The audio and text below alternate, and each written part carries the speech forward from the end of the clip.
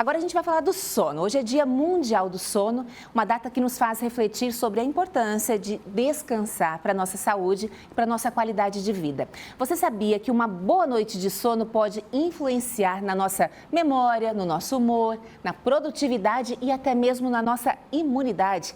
Só que na correria do dia a dia, muitas pessoas sofrem com insônia, noites mal dormidas e os chamados distúrbios do sono. Para entender melhor como podemos melhorar a nossa rotina de descanso, eu converso com o pneumologista, especialista em sono, Dr. Carlos Nogueira. Boa tarde, seja bem-vindo. Boa tarde, Kelton. Obrigada pela oportunidade de vir aqui de falar que esse tema é tão importante, né? Faz parte da vida de todo mundo, todos nós que estamos aqui temos que dormir. Então é um tema importante falar, especialmente nessa data, do Dia Mundial do Sono. Bem, assim como respirar, né, tomar água, a gente sabe que é natural, é algo que a gente faz sem pensar. Por que dormir está se tornando um problema para tanta gente? O nosso mundo, né? Hoje em dia nós temos tanta tecnologia, tantas telas brancas que estão na nossa frente, emitindo luz o tempo todo. O nosso organismo foi baseado no sol. Então, quando nós estamos em contato com o sol durante o dia, é um indicativo que nós precisamos ficar em vigília. O problema agora é que à noite todos nós temos telas, celular, tablet, que fica muito próximo dos nossos olhos. E assim, o nosso organismo entende que ainda é de dia. Então, é sempre bom tomar bastante cuidado com essas telas, principalmente à noite, para que o nosso organismo entenda que está anoitecendo e assim está na hora de dormir. Doutor, o senhor é pneumologista. Já entrevistei psicóloga falando sobre isso também, né? Aquela higiene do sono, sim, com as telas. E aí, assim, as causas são tantas, celular, ansiedade, estresse. Muita gente fica em dúvida que profissional procurar para descobrir a causa, né? Porque às vezes passa por um monte de profissional e acaba seguindo a dica da vizinha que tomou um remédio e funcionou. Uhum. Então, para o pessoal de casa não perder tempo e também saber quem procurar, qual que é a sua orientação? Eu poderia me vender, falar que ia ser só comigo, mas não, vamos falar uma coisa mais certa e direta para todos. Hoje em dia existe uma área de atuação da medicina do sono, que é quem realmente trabalha com essa parte, por isso que eu estou aqui com essa camisa da Semana do Sono, que vai estar aqui em Joinville semana que vem.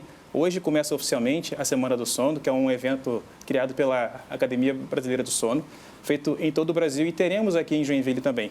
Então, quem tiver interesse em saber, tem um site que é semanadosono.com.br, vocês podem entrar, que vai lá todas as informações necessárias com vários profissionais. Então, é uma especialidade, é uma área de atuação multidisciplinar. Então, tem vários tipos de especialidade médica, tem pneumologista, neurologista, psiquiatra, tem psicólogo, tem fono, fisioterapeuta. Então, tem vários profissionais que atuam na medicina do sono. Então, o mais importante que a pessoa é procurar quem trabalha nessa área de atuação.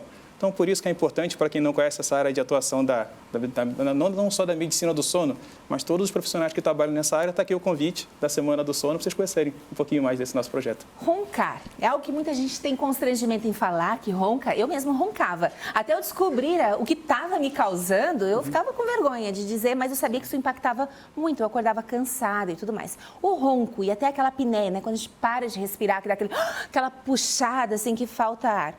Além de ser constrangedor, é realmente um perigo para a nossa saúde?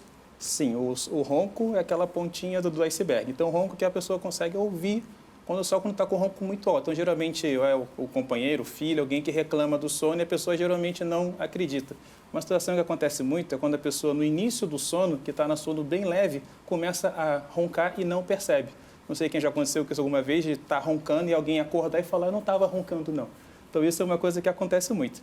Então, quando a gente avalia um paciente com a apneia do sono, o início principal vem do sintoma, que é o ronco, e geralmente relatado por alguém da família. Mas vem sempre aquele paciente que tem sonolência durante o dia, que está sentado, às vezes, lendo jornal, vendo algum filme, aquele que fica dormindo o tempo todo. Então, a sonolência excessiva diurna é um sintoma importante para quem está no risco da apneia do sono. Então, tem também o sobrepeso, a obesidade também, que contribui para ter.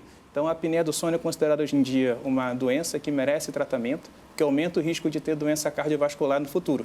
Então, se você conhece alguém ou você está passando por essa história que está com muito ronco, dormindo muito durante o dia, cansaço, vale a pena procurar um profissional para avaliar se tem ou não a apneia do sono, que é um problema que tem tratamento e melhora bastante a qualidade de vida da pessoa.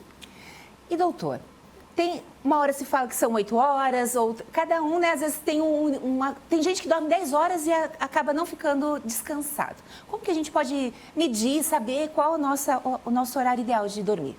Hoje em dia, o ideal é muito difícil de fazer, mas é possível. É pegar um dia que não esteja com nenhum compromisso no dia seguinte, um final de semana, quando estiver de férias, deita na hora que puder deitar e acorda na hora que for acordar. E assim, a gente consegue se conhecer melhor. Essa que é a parte mais importante.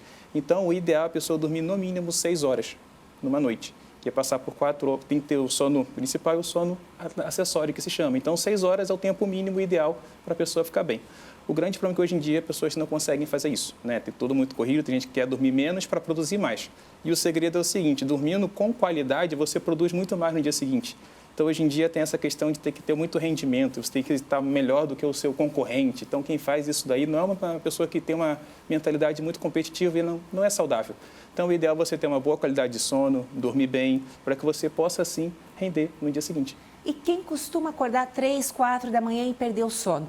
Como saber quando isso é um indicativo de que se tornou um distúrbio? Porque uma vez ou outra pode acontecer, né? Teve um dia mais difícil, perdeu o sono. Mas como que a gente pode ali botar ali no papel, passou uma semana, 2 semanas, eu continuo acordando sempre? Depende muito de cada um. Então, cada um tem o seu perfil que vem de fábrica, digamos assim. Então, tem pessoas que funcionam muito cedo. Exemplo, sou eu. Eu acordo todo dia 4h30, 5 horas da manhã.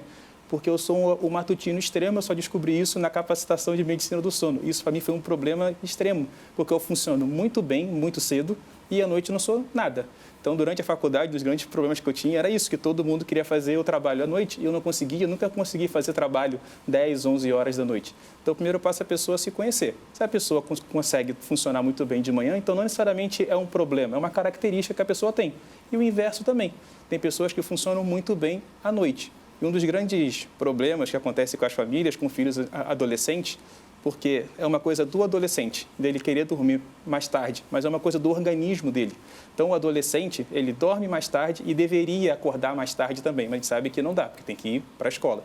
Então, se conhecer é a parte mais importante, para a gente conseguir separar do que realmente é um distúrbio, do que a pessoa é assim mesmo, tem que se aceitar.